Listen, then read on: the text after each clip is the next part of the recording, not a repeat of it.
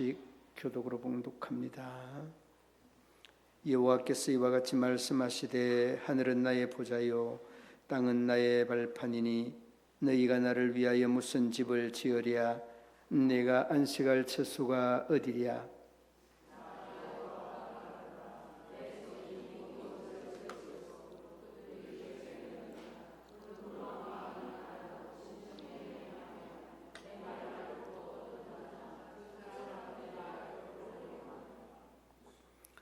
소를 잡아 드리는 것은 살인함과 다름이 없이 하고 어린 양으로 제사 드리는 것은 개의 목을 끄끔과 다름이 없이 하며 드리는 예물은 돼지의 피와 다름이 없이 하고 분향하는 것은 우상을 찬송함과 다름이 없이 행하는 그들은 자기의 길을 택하며 그들의 마음은 가정한 것을 기뻐한즉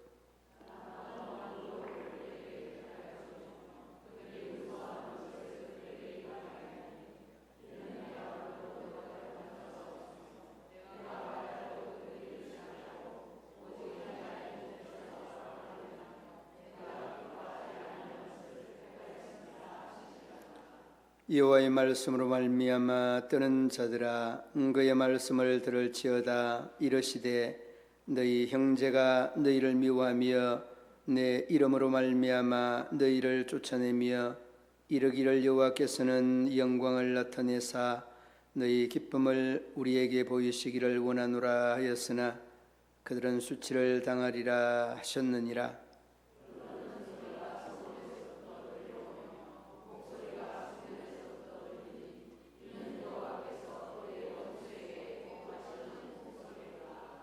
아멘. 마원 온천구역 특송해 주시겠습니다.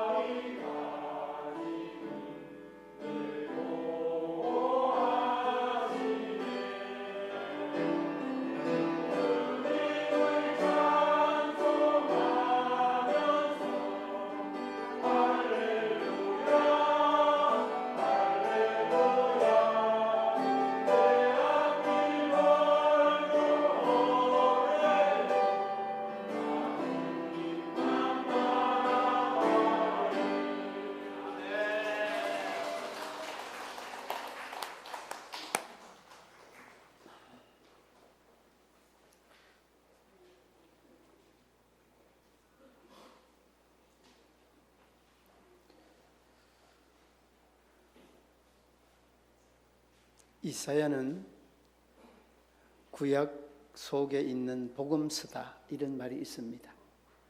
그래서 이사야를 읽을 때마다 느끼는 느낌이지만은 신약 시대에 예수님 시대에 있었던 일들 내지는 예수님과의 이런 관계 속에서 이 말씀을 접하고 이해하려고 하는 그런 일들도 있죠. 그러니까 그만큼 예수님 태어나시기 전에 600년의 공간의 시간이 있지만은 이사야 선지자는 이런 시간을 초월해서 이런 부분들을 예수님과 관계되어 있는 이런 부분들을 많은 부분을 느끼고 깨달았다는 것, 그리고 그 은혜와 감동을 경험하고 받았다는 것.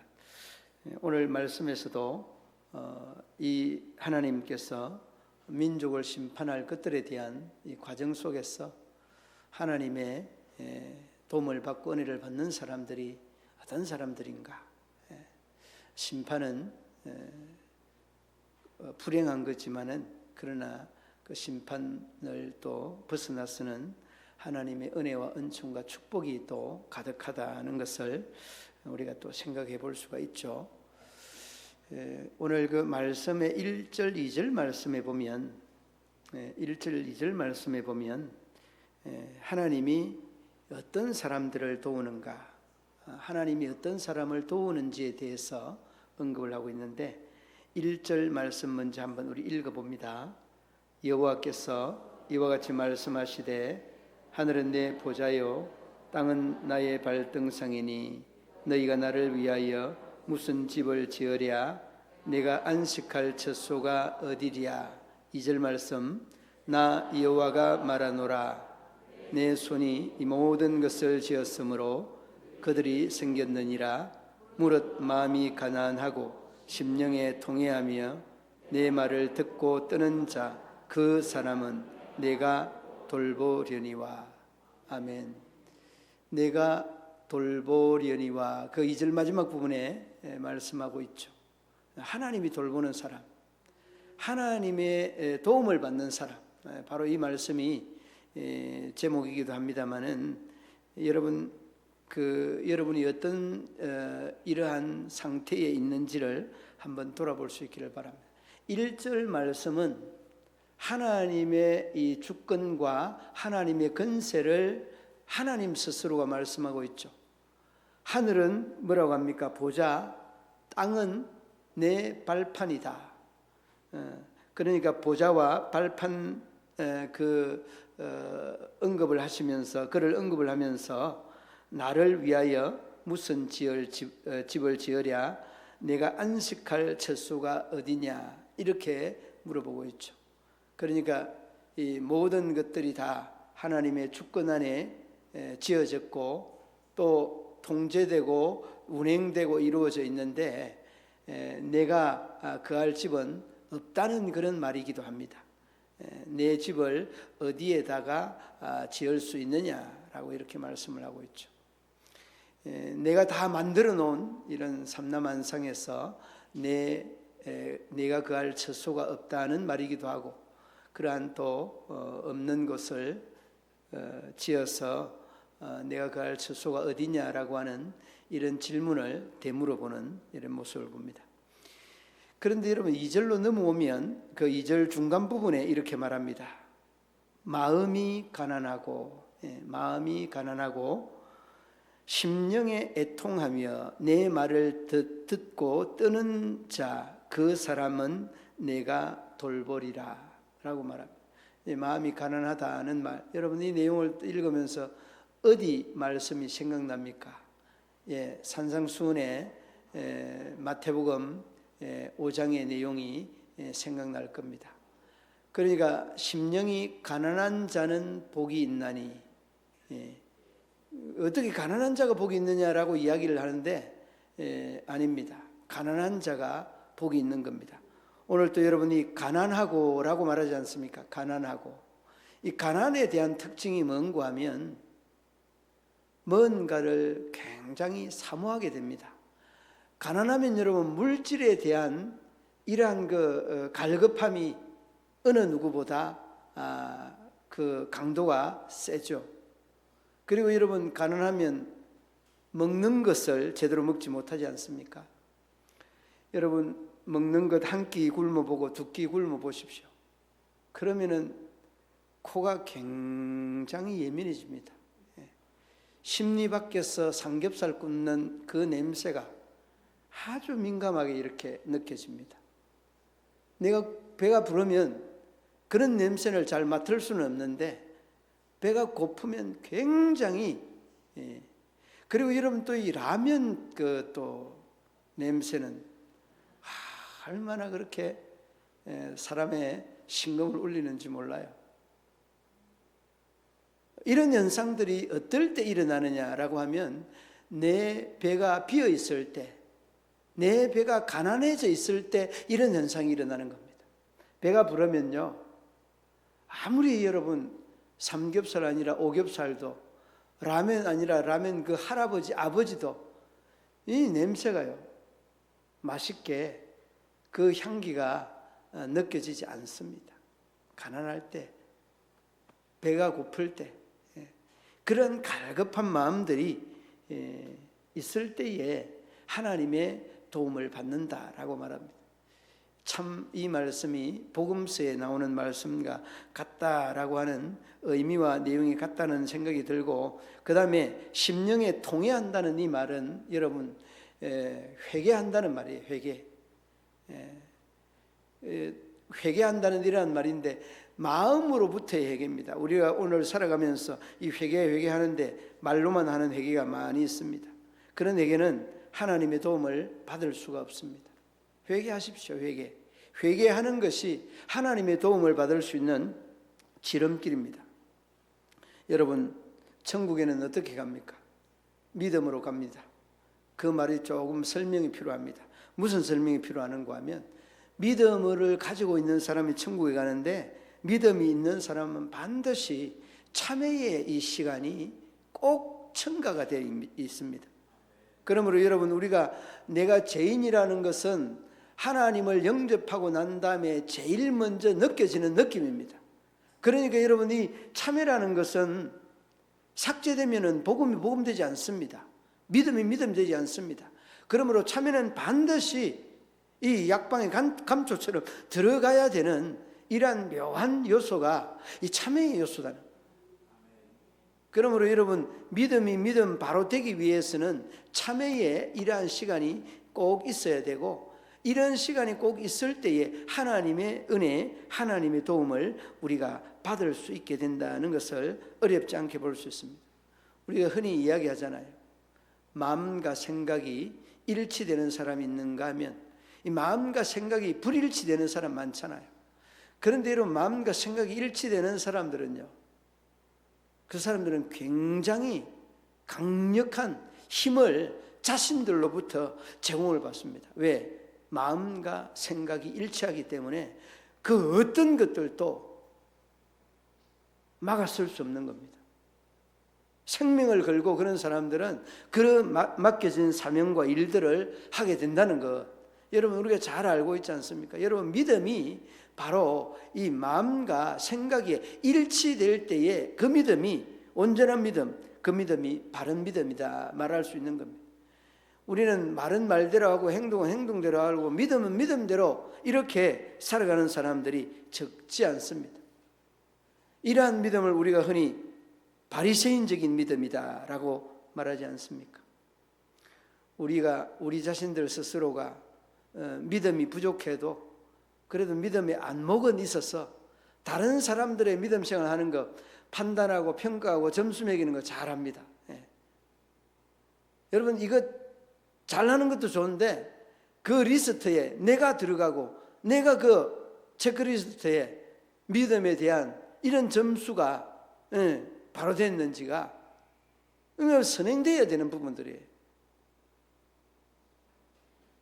제가 오늘 아침에 이제 기도하면서도 참 마음이 그 인터넷 유튜브를 통해서 이렇게 마음이 많이 찔렸지만은, 우리 장로님 기도하는 문제나 그 다음에 또 오늘 손현보 목사님뿐만 아니라 대형교회, 금남교회, 순복음교회 유튜브에 보면 모두가 다 12.7 하는데, 그런 이 폭풍과 같은 이 12.7이라고 하는 사건들이 쫙 밀려오는데 나에게 던져지는 질문이 하나 있더라고요. 뭐가 질문인가 하면, 서목사 너는 뭐 했나? 예. 이번에 우리 장로님들도 이제 그 노예 참석해서 알지만은 정말 교회가 조그마한 그런 교회입니다. 이 동성애 젠더 위원회라고 하는 그 위원회가 우리 노예에 있습니다. 아무도 알아주지 않는 정말 초라한 교회를 섬기는 목사님이 나와가지고 그냥 노발대발하면서 예산을 편성해야 되는데 그냥 막 울부짖는 이런 요청과 요구를 노회장님과 노회원들에게 다 하는데 우리 장로님들도 다 들으셨어요. 그런데 이런 동성애 젠더 이게요 보통 문제가 아니에요. 그런데 이제 나에게 던져지는 질문이, 서목사 너 뭐 했나 이때까지? 이것 좀 설교 시간에 강조 안 하고 12.7 사건이라고 하는 이 애더블론이 둥둥 뛰니까 이제 아이쿠 아니구나. 예. 그리고 여러분 오늘 그 손현보 목사님 7월 18일 날 대법원 판결 때 그 자리에 있었다는 그 말이요, 내 가슴을 막 얼마나 그냥 막 갈기갈기 찢는지. 그분이 거기 갈 시간이 있어서 간 거 아니거든요. 없는 시간을 쪼개고 해서 그 갔다는 그 이야기가 그냥 들려와요 저에게. 그러면서 하나님의 음성이 참 가슴을 저 가슴을 갈기갈기 찢는데, 너무 그냥 우리 성도님들이 알아서 잘하니까, 우리 장로님들이 알아서 잘하니까, 사실은 알아서 잘하는 사람 한 사람이 아니라 몇 분 계시지만은 알아서 잘하시지만은 이런 내용들이 간과가 안 된 것들이 얼마나 마음이 아픈지. 그래서 그냥 가슴이 많이 아팠습니다. 여러분 그렇습니다. 하나님의 도움을 받는다는 것은 이런 사건들에 딱 맞닥뜨려 보면 하나님의 도움을 얼마나 귀하게 느끼는지 몰라요. 그리고 그 손 목사님 이야기를 하자고 하면, 이대로 유럽 교회처럼 1% 출석률에 우리 한국 교회가 이렇게 쇠퇴되어야 되느냐고 이렇게 이야기하니까 아니다고. 그 음성을 듣고 그냥 여기저기. 그러니까 여러분 이 사건에 대한 경위가요, 손현보 목사님의 이 역할이나 역량이 굉장히 컸습니다. 그리고 한국 교회에 신선한 바람을 일으키는 분이 바로 그분이십니다. 그리고 이미 여러분 대법원에 지금도 이 법적인 문제, 대법원에 지금 계류 중에 있는 사건들이 지금도 있습니다. 세계로 교회. 그 사건이 뭔가 하면, 코로나 때 예배드렸다는 것 때문에. 그래도 그분 눈 하나 깜짝 안 합니다. 끊임없이 그 사건 내용을 쭉 읽어보니까요, 정원 인원보다 세 사람이 더 왔다는 것 때문에 괘씸죄로 고소고발된 거예요. 세 사람 더 왔다는 것 때문에. 그거는 여러분 하기 나름이지, 세 사람이라고 하는 것은 이 평수당 한산하는 인원에서 세 사람 많았다는 이런 내용이에요. 그러니까 여러분 이런 것들을 들으면서, 야, 참 우리가 너무 안일한 바탕 이 생각에서 오늘까지 우리가 내 좋은 대로 믿음생활 신앙생활을 했다는 이런 생각을 당연하게 하게 되죠. 여러분 저도 이제 그런 생각을 합니다. 이제 제가 어떤 문제가 딱 가로놓였습니다. 가로놓이면 어떻게 합니까? 여러분들도 아마 그런 경험이 있을 겁니다.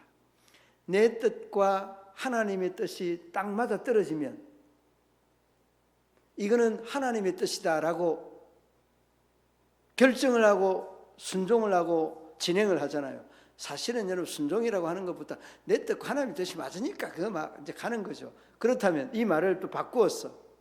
내 뜻과 하나님의 뜻이 틀리면은 여러분 어떻게 생각합니까?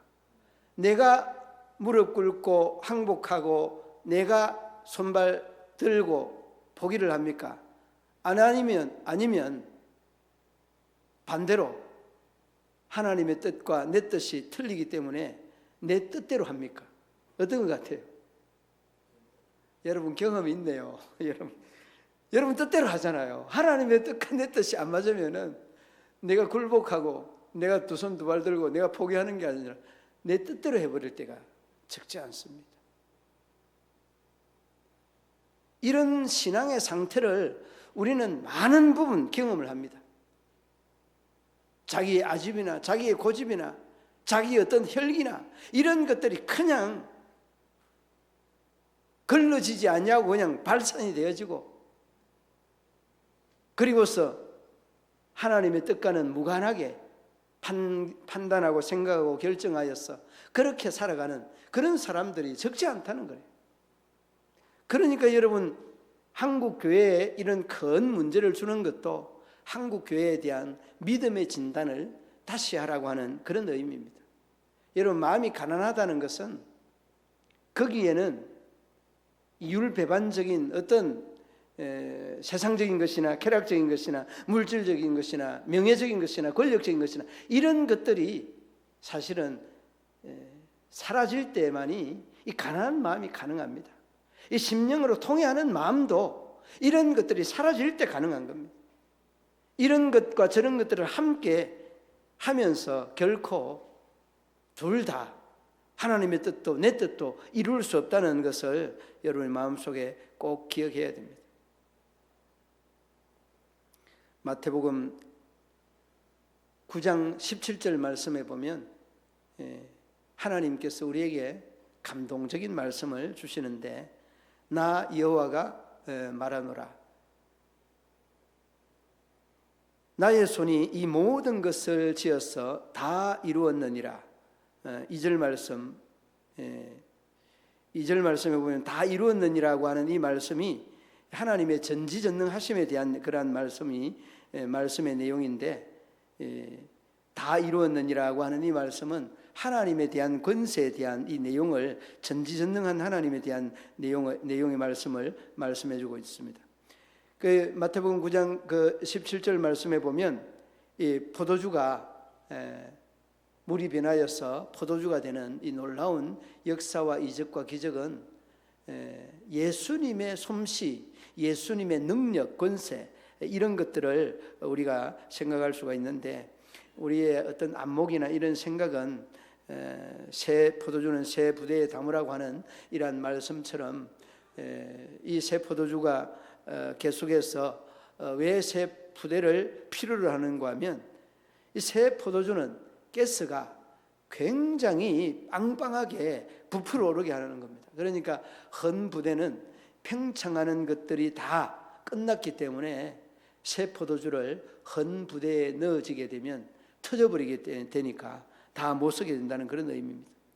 그러므로 여러분, 우리가 신앙의 가난한 마음, 심령의 이러한 통회하는 마음은 우리 믿음의 성도들이 늘 간직하고 가져야 될 요소다는 것을 늘 기억할 수 있기를 바랍니다. 그리고 여러분, 하나님께 진심으로 예배할 때 하나님은 도우신다는 것 기억해야 됩니다. 여러분, 오늘 3절 말씀 한번 보시기 바랍니다. 3절에 보면 함께 한번 3절 읽어봅니다.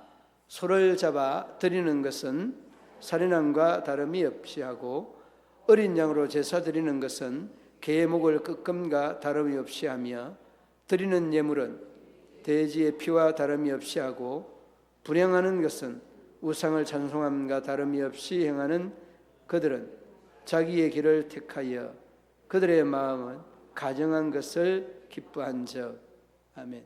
여러분, 이 3절 말씀을 보면 우상에게 하는 것, 그리고 또 하나님께 하는 것도 행위만 있지 마음에 정성이 소외되어 있는 이런 것 아닙니까?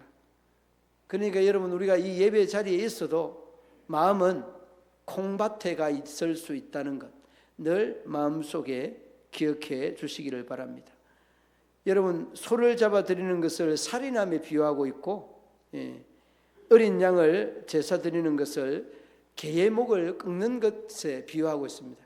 이 이야기를 쭉 끝까지 이야기를 하는데, 그릇되고 잘못된 마음이 없는 행위만을 하나님 앞에 드린다는 그런 뜻이고 그런 의미의 비유적인 말씀이기도 합니다.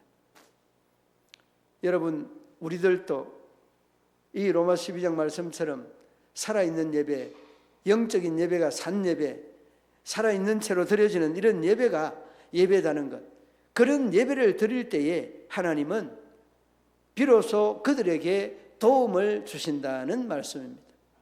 그러므로 여러분 다시 한번 심령이 가난한 심령이 되고 통회하는 자복하는 심령이 되어서 하나님 앞에 바른 예배로 영광을 돌려서 하나님의 도움을 받는다고 한다면 얼마나 귀한, 얼마나 아름다운 믿음과 신앙의 생활이 되겠습니까?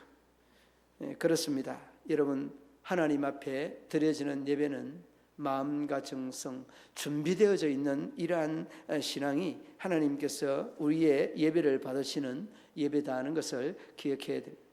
그리고 여러분 그 뒤로 보면 2절과 5절 말씀에 보면 말씀에 뜨는 자라고 이야기합니다. 5절 말씀 한번 보시기 바랍니다. 5절 말씀의 앞부분에 보면 여호와의 말씀으로 말미암아 뜨는 자들아 그의 말씀을 들을지어다.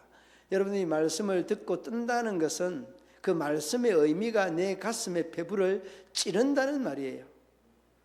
그러니까 여러분 이 말씀이 그냥 귀로 스쳐 지나가고 눈으로 그냥 보여지고 지나가는 것이 아니라 그 말씀이 내 마음 심중에 와서 의미적인 내용에 딱 그냥 꽂힌다는 말이에요. 그러니까 그 말씀 앞에서 떨게 되는 겁니다. 그러니까 그 말씀 앞에서 반응하게 되는 겁니다. 여러분 말씀의 의미가 느껴진다는 것은 바로 이런 뜰에 대한 의미와 마음의 결단과 결심을 불러일으키는 놀라운 일을 하게 한다는 것을 여러분 기억해야 됩니다. 여러분 2절 말씀의 그 마지막 부분에도 보면 2절 말씀 마지막 부분에 보면 내 말을 듣고 뜨는 자 그 사람은 내가 돌본다. 내 말을 듣고 뜨는 자 그 사람은 내가 돌본다. 여러분 맞습니다. 여러분 권력 있는 사람, 돈 많은 사람, 싸움 잘하는 사람 믿을 거 아무것도 없습니다. 여러분이 정말 믿어야 되는 사람은 믿어야 되는 분은 하나님이십니다. 하나님이 여러분을 대신해서 싸워주고 하나님이 여러분을 대신해서 그 문제에 대한 해결을 해주신다는 것을 잊지 마셔야 합니다. 그러니까 이 말씀을 듣고 뜬다는 것은 하나님이 나의 주인이라는 것, 하나님이 그 말씀의 주인일 뿐만 아니라 우리들 스스로의 삶을 온전하게 인도하시는 분이시다는 것을 고백할 때 이런 현상들이 가능하다는, 아무에게나 이런 현상들은 결코 가능하지 않다는 것을 여러분 기억을 해야 합니다. 데살로니가전서 2장 13절 말씀에 보면 이렇게 말합니다. 나의 말씀을 인하여 뜨는 자, 뜨는 자들이 하나님의 도움을 받고 이 섬기는 믿음의 사람에 설 수 있다는 것을 여러분 기억해야 합니다. 그렇습니다. 데살로니가 교회 성도들은 하나님의 말씀을 받을 때에 최상의 태도를 견지했습니다. 그렇습니다. 제가 청년 때에 아주 노 장로님께서 그때에 아주 아들뻘 정도 되는, 아들뻘도 안 되는 이런 그 전도사님, 새파란 전도사님이 그 목회자로 이렇게 오셨는데, 그때 그 노 장로님이 하시는 말씀은, 전도사님이 하는 말씀은 사람이 하는 말씀이 아니라 하나님께서 하시는 말씀이다. 근데 그런 말씀을 듣고 우리가 어릴 때 믿음 생활, 신앙 생활 하지 아니하였습니까? 여러분 이 노 장로님의 이 말 한마디, 하나님의 말씀을 인하여서 그 말씀을 듣고 뜨는 신앙의 자세, 믿음의 가난한 상태, 믿음에 통해하는 이 상태와 자세, 이를 잘 우리에게 대변해 주고 있는 그런 표현 아니겠습니까? 그렇습니다. 지난 수요일 날 우리 원로 장로님이 목사님, 저는 연세가 많아서 가지는 강화문에 함께 가지는 못할지라도 마음만은 간다는 그 말들이 이 장로님 옆에서 듣고 얼마나 힘이 되는지, 우리 장로님들이 참 우리 노 장로님 참 그 말씀이 힘이 된다는 그런 말을 우리에게 하기도 하는데, 참 마음만은 가고 싶다는, 종교 개혁하는 그런 마음, 그런 자세로 가고 싶다는 이런 말들에 얼마나 우리 당연 장로님들이 힘이 되는지. 여러분, 그렇습니다. 우리가 하나님의 말씀을 듣고 이 상태가 준엄하다는 것을 기억을 하고, 또 나가실 때 가실 분들은 함께 그 참가인은 그 명단에 이렇게 해주면, 오늘 아마 이 시찰에서 전체적으로 교회마다 보고를 오늘 받습니다. 그러니까 여러분 그 보고 받는데 미리 또 이렇게 통지를 하면 노회에서 지원하는 또 금액과 또 우리 시찰에서 후원하는 이런 금액들이 다 모여져서 효과적으로 잘 이렇게 준비할 수 있도록 간식, 식사 이런 것들을 다 준비하는데 이렇게 도움이 되니까, 여러분들 그냥 신청 안 하고 바로 가는 것보다 신청을 하고 이렇게 하면 준비하는데 훨씬 도움이 된다고 합니다. 아무쪼록 여러분, 우리가 이런 일들에도 귀를 기울여서 지금 세계적으로 종교 개혁을 일으켜야 하는 중요한 시점이라는 것을 꼭 기억을 하시고, 마음과 정성을 다 모아서 함께 열정을 또 불태우는 그런 우리 믿음의 성도들 되셔서 하나님의 도움을 받고 도움을 입는 복된 그런 시간들이 되기를 주님의 이름으로 축원합니다. 하나님 아버지, 은혜와 사랑을 감사합니다. 우리 모든 믿음의 성도들 하나님의 도움을 받아서 아름답고 귀하게 자신의 개혁뿐만 아니라 종교에 대한 개혁도 아름답게 이루어서 한국 교회가 더 아름다운 영적인 영향력을 행사하는 믿음의 대제사장과 같은 아름다운 나라를 이루어가게 하여 주옵소서. 우리 하나님의 은혜가 우리 성도들 위해서 삶의 자리 위에 함께하여 주시기를 원하며 예수님 이름으로 기도드리옵나이다. 아멘. 320장